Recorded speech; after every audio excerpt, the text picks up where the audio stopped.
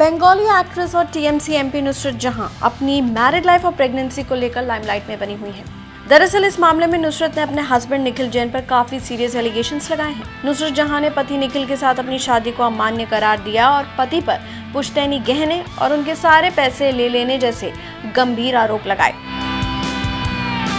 लेकिन वहीं अब निखिल ने भी एक बयान जारी कर नुसरत पर सनसनीखेज आरोप लगाए हैं। निखिल ने दावा किया है कि नुसरत जहां से तुर्की में शादी के बाद उन्होंने कई बार इंडिया में शादी रजिस्टर करने की बात की, लेकिन नुसरत हर बार इनकार कर देती थी। यही नहीं, निखिल का कहना है कि नुसरत ने घर का कर्ज चुकाने के लिए उनसे मोटी रकम उधार ली, जो उन्होंने कभी नहीं लौटाया। इसके साथ ही निखिल ने नुसरत जहां के अफेयर को लेकर इशारों में चुप्पी तोड़ी।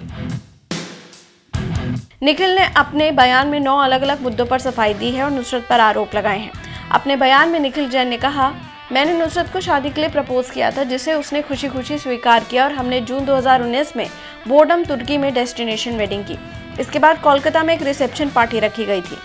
निखिल का दावा है कि शादी के बाद भी जहां वो नुसरत के साथ पूरी तरह ईमानदार रहे, समय के साथ वहीं नुसरत का व्यवहार बदल गया। आपको बता दें, नुसरत जहां का नाम इन दिनों उनके को-स्टार रह चुके यश दास गुप्ता से जुड़ रहा है। दोनों के अफेयर के खूब चर्चे हैं। निखिल ने अपने बयान में यश का नाम तो नहीं लिया, लेकिन उन्होंने कहा, अगस्त 2020 में एक फिल्म की शूटिंग के दौरान से ही मेरी पत्नी का व्यवहार मेरे प्रति बदलने लगा। इसका क्या कारण है वह वही बेहतर बता सकती हैं। आपको बता दें, इसी दौरान नुसरत जहां और यश दास गुप्ता फिल्म SOS कोलकाता की शूटिंग कर रहे थे। यश भी अब पॉलिटिक्स की दुनिया में है और वो बीते विधानसभा चुनाव में बीजेपी के उम्मीदवार रह चुके हैं। निखिल ने आगे बयान में लिखा है, नवंबर 2020 में वो अपने सारे सामान के साथ मेरा फ्लैट छोड़कर चली गई। वो अपने सारे कीमती सामान, कागजात, दस्तावेज सब ले गई और अपने बालीगंज के फ्लैट में रहने लगी। इसके बाद से हम कभी पति पत्नी की तरह साथ नहीं रहे। इनकम टैक्स रिटर्न्स जैसे उसके कुछ कागजात मेरे फ्लैट पर थे, जिसे उसे भेज दिया गया था। अपने बयान में निखिल ने आगे बताया कि इन सब घटनाओं से उन्हें काफी दुख पहुंचा है। साथ ही वो नुसरत के घूमने फिरने की खबरों के सामने आने के बाद खुद को ठगा हुआ महसूस करने लगे। ऐसे में आखिरकार उन्होंने 8 मार्च 2021 को अलीपुर जजेस कोर्ट में शादी को रद्द करने के लिए एक सिविल सूट दायर किया।